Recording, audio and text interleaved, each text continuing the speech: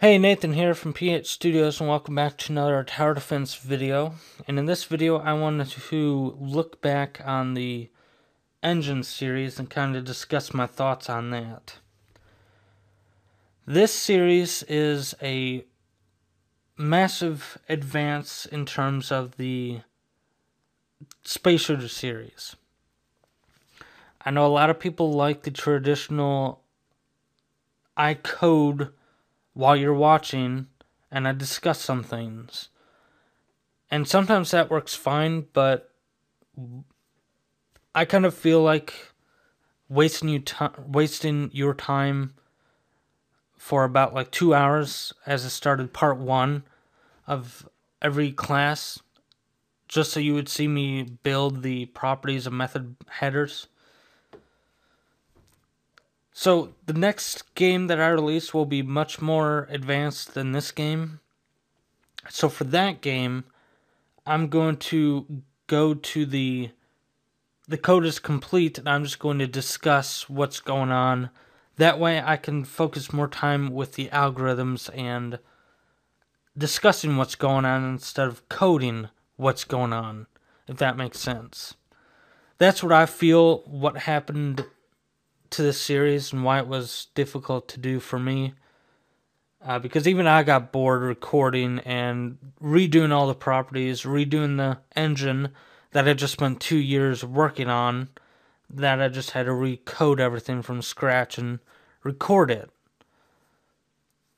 And I'm sure for you sitting there listening to me, alright, now we need to make a public integer for the health. Alright, now we need to make a public float for the timer.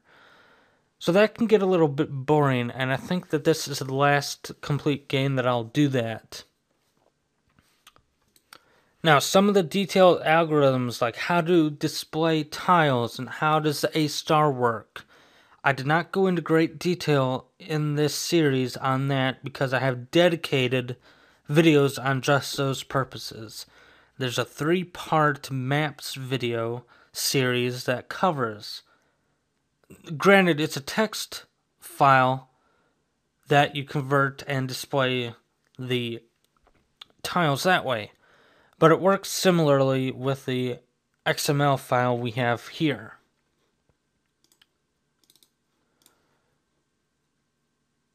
I'm getting the XML file, and I have a video dedicated to content pipeline, XML reading and writing. So if you want to make sure you watch all of those to get a great detail and understanding on all these concepts, that would be the great way to go. So instead of reading a text file, I read the content, which is this XML file, and it puts this in a integer array called path tiles. And then I just loop through that array, and then I place tiles where it should. Now for the A* algorithm, there's a 50-minute video, and I discuss it in 3 separate ways. So if you're not too sure about how A* works or why I'm using it here, go ahead and watch that video. So like I said, I think in the next game, it'll probably be way more advanced than this game is, just like this is way more advanced than the Space Shooter game is. This game is probably the last game that I'm able to code as you're watching. I mean, we have, 33 videos now? And just the last 3, and those were the last 3 big ones. If I had coded everything and you were watching me and I was coding everything from scratch, we would have had like 45 videos because they would have went into part 3, part 4, part 5, and so on. So for a more advanced game than this, I think I'm going to stick with the code is fully complete, and I will discuss the code and go into the algorithms and discuss that in great detail. I think that would be the best way to go in the future. I mean, by now, you know how to create properties and methods, and you know what content readers and writers do, and you know how to get the XML sorted properly. Make sure you write the XML the same way you read it in the class and the same way you write it in the class. And you know all this stuff already. You know what a integer, boolean, a class is, and what inheritance is, or making derivatives of a class, and all this stuff. You know to load the XML, you call content.load, and then the class name, so you know all this stuff. So I just feel like for you to be more beneficial, I don't need to cover stuff you already know. I just need to cover stuff you don't know, like A star. Like if all the code was complete in this, and I did not have a dedicated A star video, I would have talked for 50 minutes on A star in this series alone, if everything was fully complete.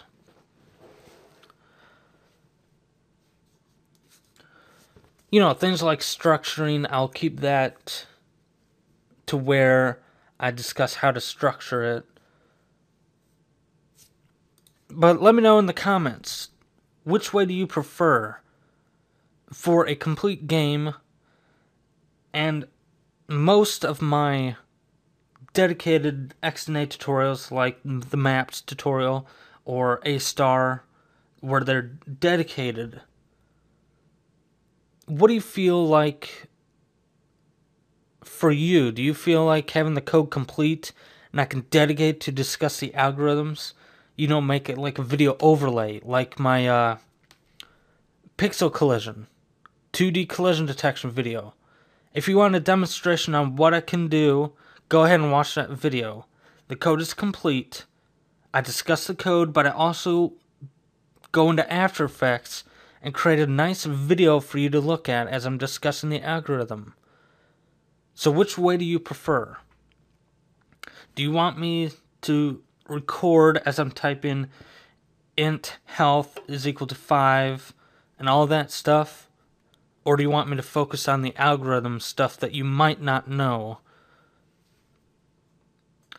If the code's complete, it would allow me to be more interested in, again, talking about just the algorithms, stuff that probably a lot of people don't focus on. They just say, hey, here's the code, copy and paste, and you're done.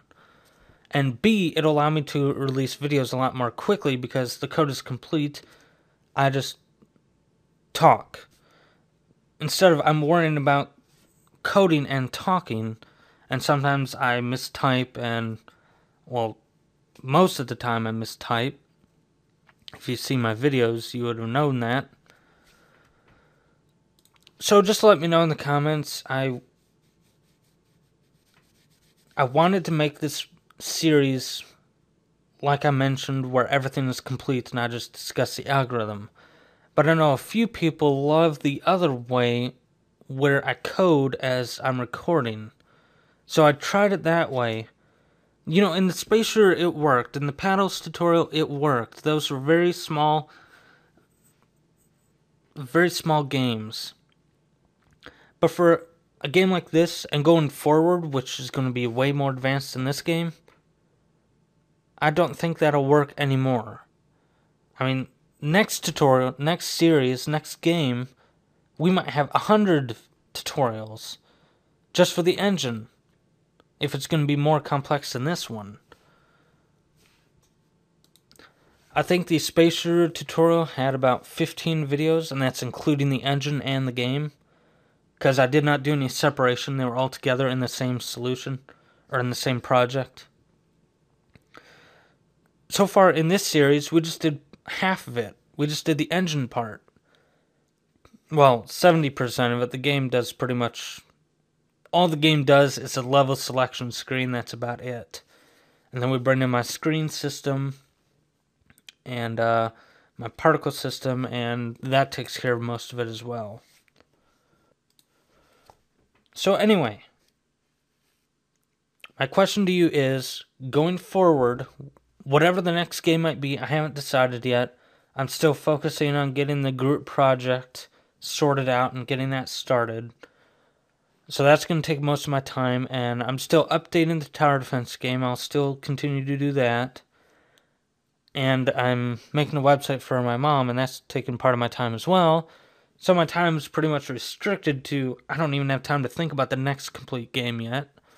Whatever that game might be, what type of video are you wanting me to do? Do you want me to code it as I'm recording it, like I did for the first 90% of this series? Or do you want the code to be complete? And I'll just discuss the most important stuff. The new algorithms, the algorithms that you might not be aware of. How does the artificial intelligence work for that game if it does have AI? That way I can focus on teaching you stuff that you already know what int x is equal to 0 does. I don't need to have you watch me type in int x is equal to 0. So I just feel like it'll be more beneficial to you if the code is complete and I can focus on the algorithm. Okay, so with that being said, I think this was a pretty good series. I'm sure it taught you a lot on how to structure things. And two of the big concepts were not discussed in this series in great detail. I discussed it a little bit, but not 40 minutes like the dedicated videos did. Like the 3-part maps video and the 50-minute A-star video. I discussed A-star in about 10 minutes in this, I think. And there's a giant 50-minute video discussing the algorithm in several different ways that you can check out. So all the big algorithms have already been covered in this series. So it's mostly about how to structure an engine and how to get it to work with XML and all that stuff. How to get a session going, how to get your music and sound effects going and all that stuff as well. Okay, so for the game development series, I'm going to stick with I will code it as you're watching it, since there's really not that much to add. It's not that massive as the last three classes were in this series. So I don't think I'll need to worry too much about time with that series. But after that, let me know what you think about the next complete game. And also let me know if you have any ideas. I already did a Paddles, a Pawn clone. I already did a generic space shooter where you're at the bottom of the screen, monsters are coming at you and you have to shoot them. And I already did a tower defense game, and I will continue to extend this game and actually make it a pretty good game. But let me know what you want me to do for the fourth game, like a board game or a real-time strategy. Let me know what you want me to do. An RPG, do you want me to start trying to make stories and all that stuff? So looking back, I think this was a pretty good series. It was a giant step compared to the Space Shooter series. In terms of the coding, I'm pretty happy with the way it turned out. The engine is very, very customizable. I try to make it as customizable as I possibly could without making it complex. It's easily moddable if you're a person playing the game and you know somebody that has Visual Studio. They can build the XNB files and then just send you a pack. Like, you can change textures, but you need to build it to an XNB file in order to do that. In a later update, I think 1.5 is going to be the first major update, you'll be able to dynamically add abilities to your towers. Right now we have 2 abilities for towers: damage over time and area of effect. In 1.5, you will be able to dynamically add abilities to your towers, and there will be more abilities. an ability to slow a given monster for 10 seconds. Or an ability to... maybe an ability to control a monster. It turns friendly for about 10 seconds, and then turns back. So it will attack the other monsters that are within the path, and then when it reverts back to being an enemy, it will continue on its path. Things kind of like that. Or maybe your tower has an ability to increase its attack rate for 10 seconds. Or increase its attack radius for 10 seconds. Or its damage for 10 seconds. Or increases its critical chance. Or all this stuff you'll be able to dynamically add to your tower. So in 1.5, I will not have a poison tower or a bomb tower. You'll have a base tower, and then you can upgrade it. Like the snow map, it'll have 3 tower slots available. You can select a bomb tower at that point, so you can choose different towers. It's not just those 3 towers. You can, I might make 20 towers, and then you can choose just 3 of them for the snow map. So you can choose the bomb tower, and the bomb tower you can add the area of effect ability to that tower. Or you can just leave it the base bomb tower where it does not do AoE damage. Now for the poison tower, that's going to go away. You will add a basic tower with the damage over time ability added to it. And that will turn into the poison tower. So 1.5 is going to be the next massive update for this game. You will also be able to launch next wave at any given moment in the whole game. Right now you can only launch the next wave in between waves. If you want 4 waves going at the same time, you will be able to in version 1.5. I'm also going to push the launcher to version 1.5 as well. That seems to be the biggest update, so I'll push the game launcher to that as well.